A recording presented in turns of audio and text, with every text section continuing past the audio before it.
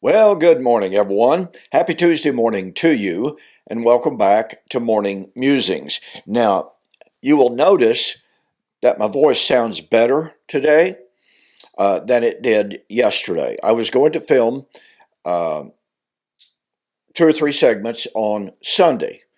The segment that aired yesterday, I filmed on Sunday morning.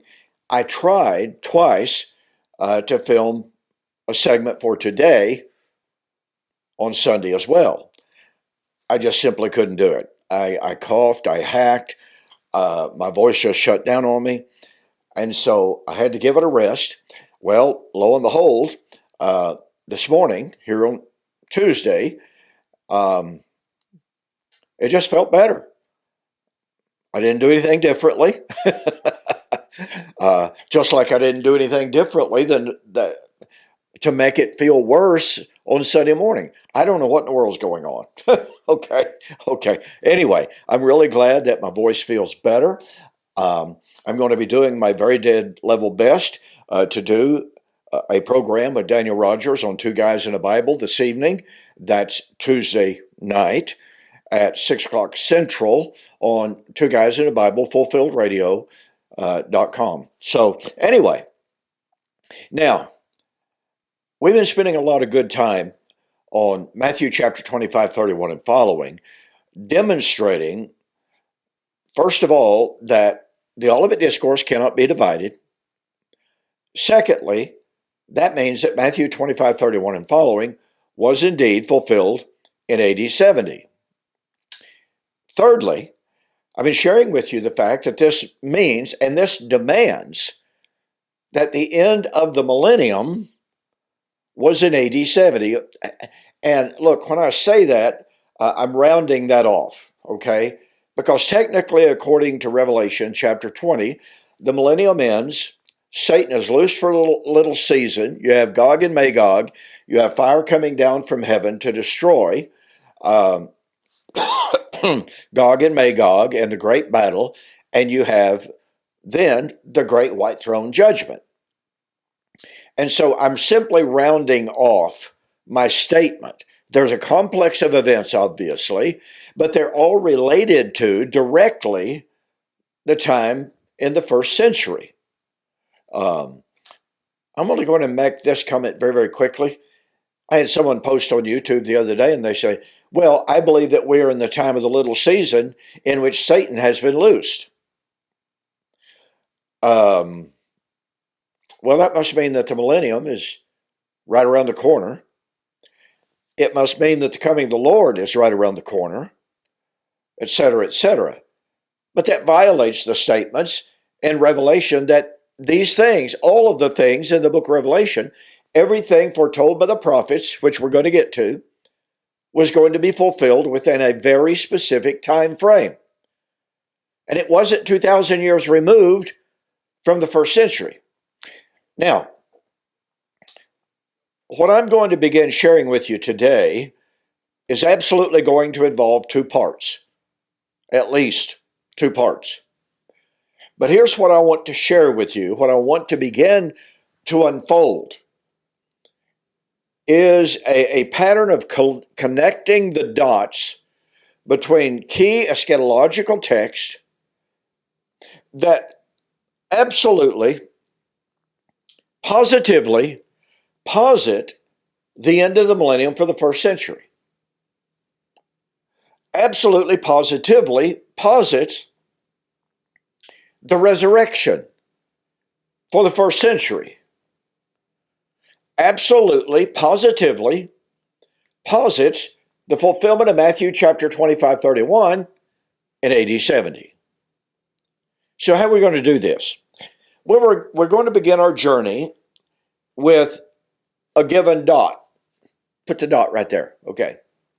And that dot is Daniel chapter 12. In Daniel chapter 12 and verse 2, we are told, and by the way, verse 1 says, at that time there shall be great tribulation, such as has never been, nor ever yet shall be, or since there has been a nation. Now, some try to tell us that that is a direct reference to the time of Antiochus Epiphanes. That simply does not work. Because you see, Daniel was told, Daniel 9 verse 12, and Daniel records that the tribulation concerning the fall of Jerusalem in BC 586 was one of the greatest tribulations that had ever been. Well, now in Daniel chapter 12 verse 1, we are being told by certain people, some former preterists, that Daniel chapter 12 verse 1 is referring to the time of Antiochus Epiphanes. Well, and look, this is background information to get to where I need to go. So you'll just have to forgive me for sharing this information, but it's very, very critical. What is the great tribulation of Daniel chapter 12, 1 in the time of Antiochus Epiphanes? Well, Daniel chapter 12 verse 1 says, the tribulation that it's talking about would be such the greatest tribulation since there was ever a nation. But wait a minute. In Daniel chapter 9, describing the fall of Jerusalem in BC 586, Daniel was told, and Daniel said it was the greatest tribulation that had ever been. Okay, so we got two great tribulations, such as has never been. Are we speaking metaphorically here? Hyperbolically here? Well, here are the facts, okay? The tribulation under Antiochus Epiphanes, and make no mistake, it was bad, no question about it. But the tribulation at the time of Antiochus Epiphanes doesn't even hold a candle to the tribulation that took place at the time of the fall of Jerusalem in BC 586. Okay? Furthermore, Jesus, in describing the fall of Jerusalem in AD 70, said, these be the days of vengeance in which all things that are written must be fulfilled. I wrote a brand new book, just introduced 2 weeks ago about that. Go to my website and order that. But concerning that destruction, he said, then shall be great tribulations, such as has never been, nor ever yet shall be. Once again, and he's drawing directly on Daniel chapter 12, verse 1. 99.9% of the scholars agree with that. That's hyperbole, by the way. So here we're supposed to believe that Daniel chapter 12, verse 1 refers to the time of Antiochus Epiphanes. And even though Jesus is echoing that language in Matthew chapter 24, verse 21, Jesus wasn't really talking about that because the time of Antiochus Epiphanes is one tribulation, the fall of Jerusalem in AD 70 was another one. Well, okay, if that's the case, then how could Jesus say that what was coming on Jerusalem was greater than that of Antiochus Epiphanes? You know, Daniel chapter 12, verse 1. Never been anything like it. But here's another fact. The tribulation in the time of Jesus, that is, the first century generation, was exponentially worse than the tribulation at the time of Antiochus Epiphanes. So we're supposed to believe the story told by those who say Daniel chapter 12, verse 1 was the time of Antiochus Epiphanes, greatest tribulation ever. And yet, the tribulation of Daniel 9, verse 12 was greater. And the tribulation of Matthew chapter 24, verse 21 was exponentially greater. Who we got to believe here? By the way, it's very interesting. Josephus, in describing the fall of Jerusalem, the destructions of Jerusalem, said Jerusalem had been, quote, taken, unquote, 5 times. And he said it had been destroyed twice. One by the Babylonians, the second time in the time of the Romans. He said it was attacked and captured by Antiochus Epiphanes, but it was not desolated. It was not destroyed. Josephus, you know, a Jew familiar with Israel's history better than the so-called experts today, singled out the destruction of, or at the hands of Babylon, and the destruction at the hands of Rome as being the two greatest tribulations, in direct violation of those who want to apply Daniel chapter 12, verse 1 to the time of Antiochus Epiphanes. No, the time of Antiochus Epiphanes doesn't compare with Daniel 9:12 or with Matthew chapter 24. It was not the greatest tribulation that ever was. It didn't compare with Daniel 9 and the Chaldeans or the Romans. So that means that Daniel chapter 12 verse 1 is not talking about the time of Antiochus Epiphanes. And then in Daniel chapter 12 and verse 2, we're told, then many of those who sleep in the dust of the earth shall arise, some to everlasting life, some to everlasting condemnation. This is the resurrection of the just and of the unjust. Anybody disagree with that? I mean, everlasting life, that's for the just. Everlasting condemnation, that's for the unjust. I would consider that pretty much undeniable, right? So Daniel chapter 12, verse 2 is predicted the resurrection of the just and the unjust, some to everlasting life, some to everlasting condemnation. When would that be? Daniel chapter 12, verse 3, it would be at the time of the end. It's the kairu eskatu, the appointed time of the end.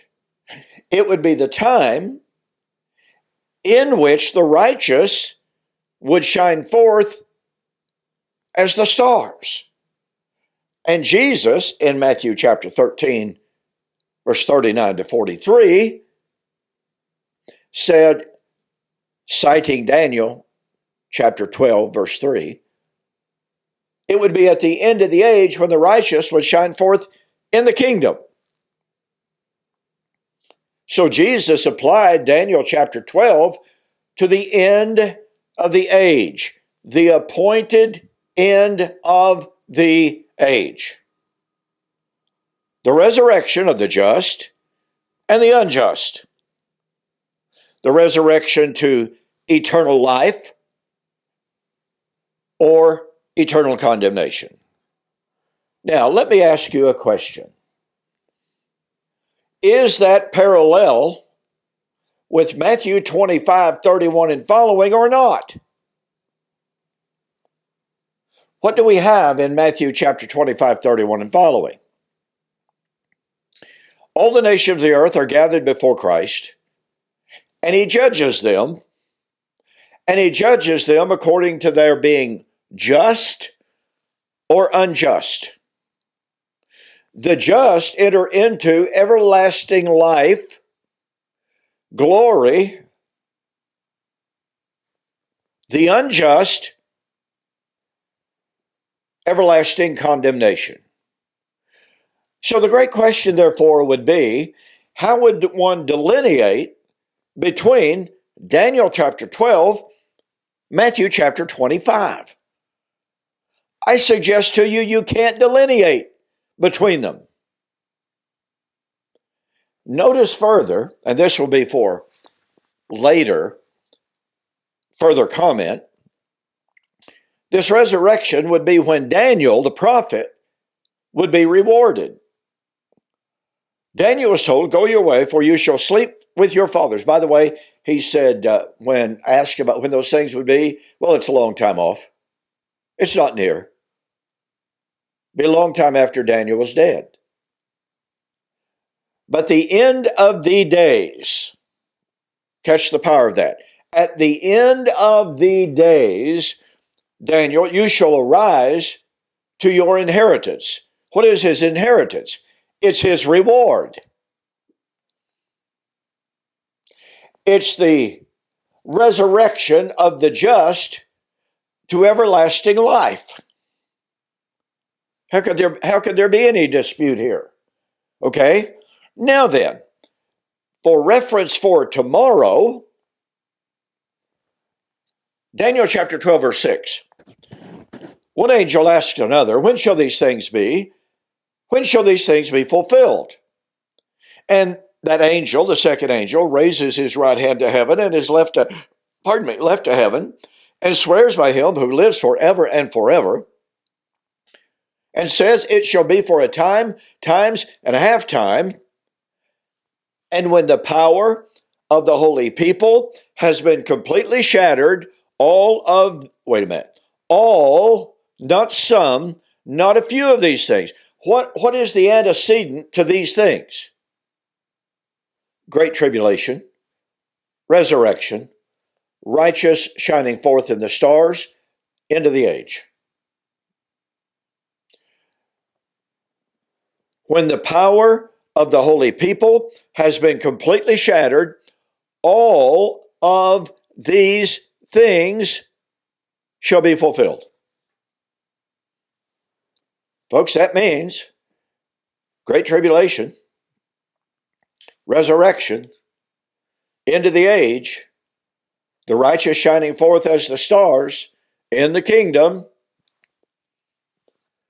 was to be fulfilled when the power of the holy people has been completely shattered. I'm out of time,